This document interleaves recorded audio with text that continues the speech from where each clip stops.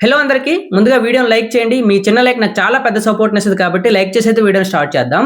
విషయానికొస్తే ఇది third day voting. Third day ఓటింగ్‌లో ఏమైనా చేంజెస్ ఉన్నాయంటే టాప్ 3లో ఎటువంటి చేంజెస్ లేవు. కానీ బాటమ్ 5 మెంబర్స్‌లో అందరూ డేంజర్ జోన్‌లో ఉన్నారు.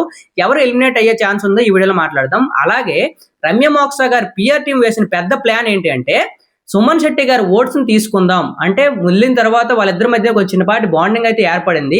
అలాగే ఫుడ్ షేరింగ్‌లో కూడా సుమన్ శెట్టి గారు ఉన్నారు కాబట్టి సుమన్ శెట్టి గారితో ఉన్న పోస్ట్ అయితే వీళ్ళు ఇన్‌స్టాగ్రామ్‌లో పోస్ట్ చేసి ఓట్ అప్పీల్ అయితే చేశారనమాట. అంటే బాండింగ్స్ పేరుతో సుమన్ శెట్టి గారి ఓట్స్ తనకు కలుస్తాయి రమ్య మోక్సాకి. కొంచెం పెరగొచ్చు ఓట్ బ్యాంక్ అనేది.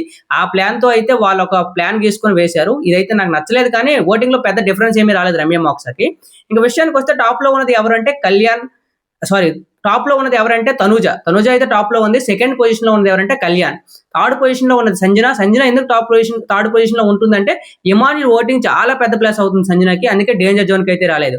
కానీ ఇప్పుడు చెప్తున్న మిగిలిన 5 కంటెస్టెంట్స్ అందరూ డేంజర్ జోన్ లో ఉన్నారు. వాళ్ళు ఎవరంటే దివ్య, రాము, రీతు, సాయి శ్రీనివాస్ అండ్ రమ్య మోక్సా. వీళ్ళు 5గురు డేంజర్ జోన్ లో ఉన్నారు. ఎవరు వెళ్ళిపోయినా ఆశ్చర్యపోవాల్సిన అవసరం లేదు. ఇది as per Bigg Boss hands లోనే ఉంటది. కానీ మరీ లీస్ట్ లో ఉన్నది ఎవరు అంటే సాయి శ్రీనివాస్ అండ్ రమ్య మోక్సా. వీళ్ళిద్దరూ బాటమ్ 2లో ఉన్నారనమాట. సో వీళ్ళిద్దరిలో ఎక్కువ వెళ్ళిపోయే ఛాన్స్ ఎవరికి ఉన్నాయంటే సాయి శ్రీనివాస్ కి ఉంది, రమ్య మోక్సాకి ఉంది. ఎవరు వెళ్ళిపోయినా ఆశ్చర్యపోవాల్సిన అవసరం లేదు.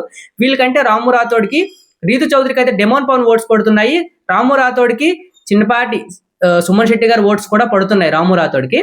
ఇంకా దివ్యాకి బర్ని గారు ఎలిమినేట్ అయిపోయారు కాబట్టి బర్ని గారు ఓట్స్ కూడా పడే అవకాశం ఉంది కాబట్టి ఈ 3 మెంబర్స్ కొంచెం డేంజర్ జోన్ కి దూరంగా ఉన్నారు.